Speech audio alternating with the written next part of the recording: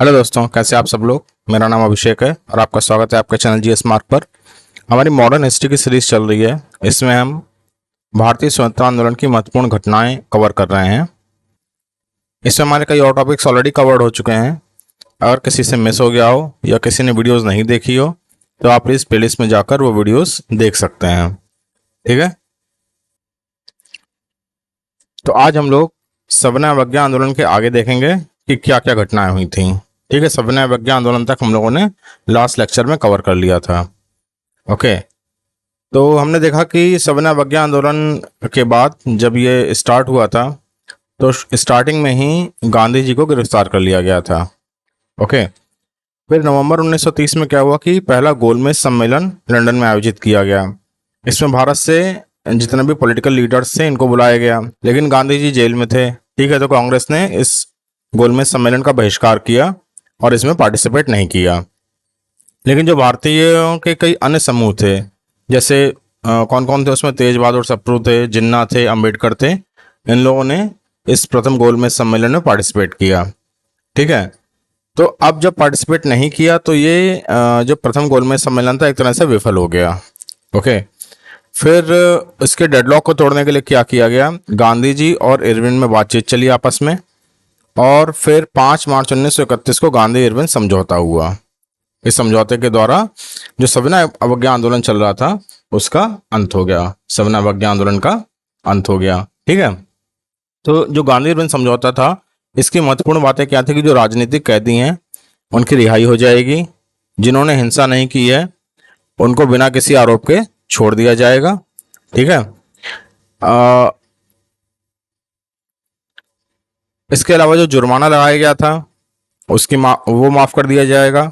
ठीक है, इस तरह से कुछ कुछ छोटे मोटे जो प्रावधान थे वो इसमें लागू किए गए, लेकिन इसमें इंडियंस को कोई बहुत बड़ा फायदा नहीं हुआ। ठीक है, भगत सिंह की गिरफ्तारी के बारे में कोई बात हुई नहीं, और अल्टीमेटली 23 मार्च 1931 को भगत सिंह, सुखदेव और राजगुरु को लाहौर सेंट्रल जेल में फांसी दे दी गई थी। कब फांसी दी गई? 23 मार्च 1931 को भगत सिंह, सुखदेव को और राजगुरु को लाहौर सेंट्रल जेल में फांसी दे दी गई। अब गांधी जी ने गांधी इरविन समझौता में भगत सिंह की फांसी के बारे में कोई बात नहीं की, और जो देश था, देश के जो यूथ थे वो उस समय भगत सिंह के साथ में थे। ठीक है, तो गांधी जी का इसमें काफी विरोध हुआ और 6 दिन बाद ही 29 मार्च 1931 को कांग्रेस अधिवेशन आयोजित किया गया। तो ये भी एक काफी कंट्रोवर्शियल चीज थी कि अभी फांसी हुई है और 29 मार्च को ही 6 दिन बाद ही कांग्रेस का अधिवेशन भी आयोजित कर दिया जाता है कराची में। तो जो लोगों की भावनाएं थी उनको देखते हुए कांग्रेस को लगा कि चीजें हाथ से बाहर जा रही हैं, तो उन्होंने एक स्टेटमेंट जारी किया कि वो भगत सिंह, सुखदेव और राजगुरु को श्रद्धांजलि देते हैं। ठीक है, और उन्हें अपना हीरो मानते हैं।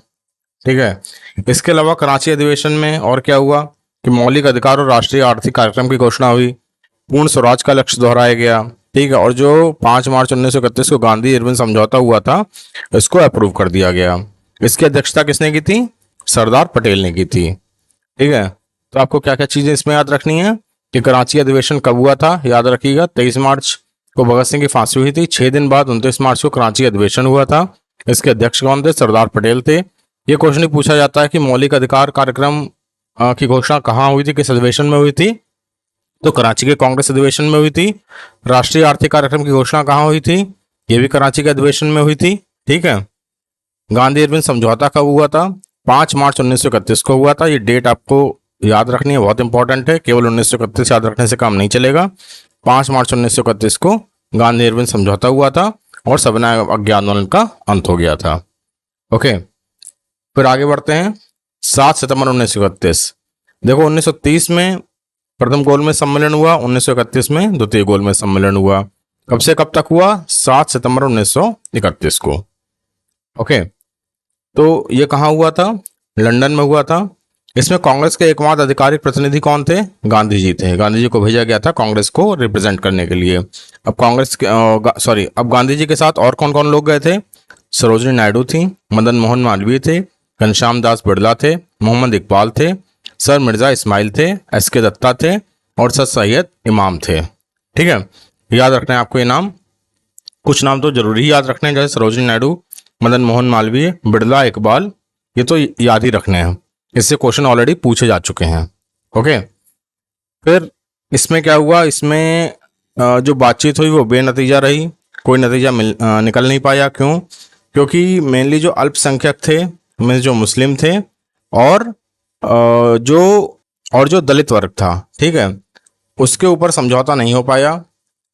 गांधी जी का कहना था कांग्रेस ही भारतीय लोगों का प्रतिनिधित्व करती है, जबकि मुस्लिम लीग का कहना था कि मुस्लिमों का प्रतिनिधित्व केवल मुस्लिम लीग ही करती है। ठीक है, तो इस प्रतिनिधित्व के मामले पर आपस में टसल हुई और कोई भी नतीजा निकल नहीं पाया।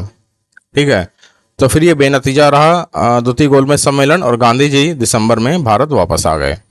फिर क्या हुआ, जब कोई नतीजा निकला नहीं तो जो ब्रिटिश प्रधानमंत्री थे मैकडोनाल्ड, रामसे मैकडोनाल्ड, उन्होंने क्या किया, 16 अगस्त 1932, डेट बहुत इंपॉर्टेंट है, याद रखना, 16 अगस्त 1932 को कम्युनल अवार्ड डिक्लेयर किया। What was communal award? Communal award क्या था?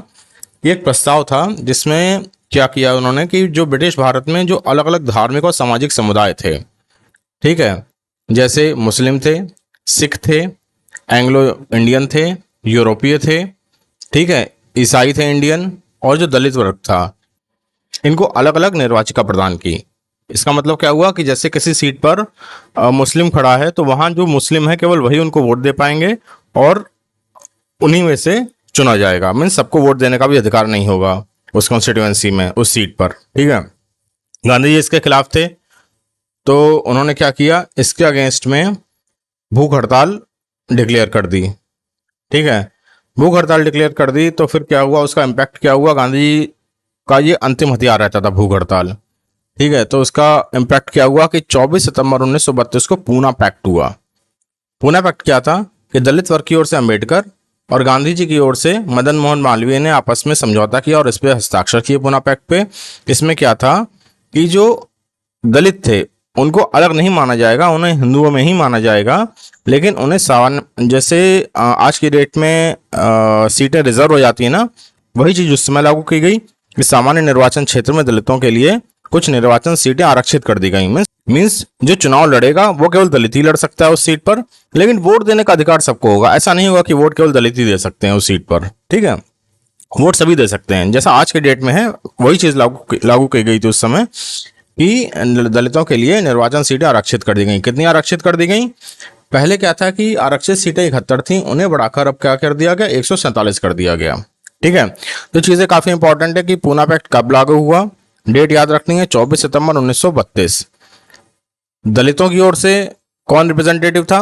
अंबेडकर थे, और गांधी जी की ओर से किसने साइन किए थे? मदन मोहन मालवीय ने। याद रखना, गांधी जी ने साइन नहीं किए थे, साइन किसने किए थे? मदन मोहन मालवीय ने किए थे। ये चीज बार बार पूछी जाती है और लोग गांधी जी को इसमें टिक कर देते हैं कि गांधी जी ने पूना पैक्ट पे साइन किए थे।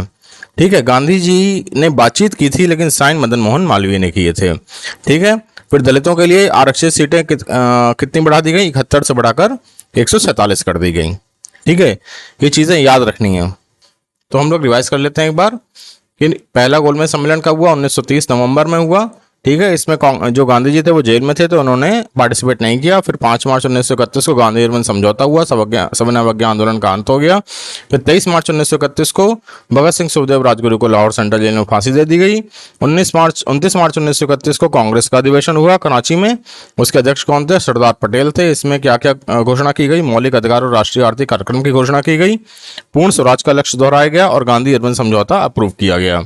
ठीक है, फिर नेक्स्ट गोलमेज सम्मेलन कब हुआ? 7 सितंबर 1931 से 1 दिसंबर 1931। ओके, उसमें गांधी जी शामिल हुए थे कांग्रेस के प्रतिनिधि के रूप में। उनके साथ कौन कौन थे? सरोजनी नायडू थी, मदन मोहन मालवीय थे, बिड़ला थे, इकबाल थे। ठीक है, कम्युनल अवार्ड कब लागू हुआ? 16 अगस्त 1932 को। किसने किया? ब्रिटिश प्रधानमंत्री कौन थे?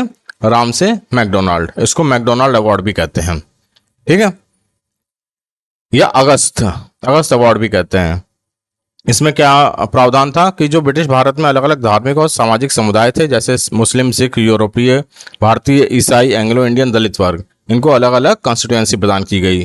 ठीक है, तो इसके अगेंस्ट में गांधी जी ने भूख हड़ताल की और 24 सितंबर 1932 को पूना पैक्ट हुआ।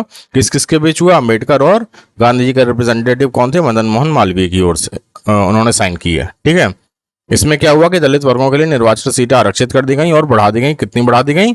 71 से बढ़ाकर 147 कर दी गई। ठीक है, इसमें महत्वपूर्ण बात क्या थी कि ये डिक्लेयर हुआ कि जो दलित हैं वो अलग वर्ग नहीं है, वो हिंदुओं का ही एक पार्ट है। ठीक है, तो इसके आगे हम लोग नेक्स्ट लेक्चर में कवर करेंगे। अगर आपको लेक्चर अच्छा लगा हो तो आप प्लीज इसे लाइक कर दीजिए, अपने दोस्तों को शेयर कर दीजिए और चैनल को सब्सक्राइब कर लीजिए, जिससे कि आपको नेक्स्ट लेक्चर के अपडेट मिलते रहें।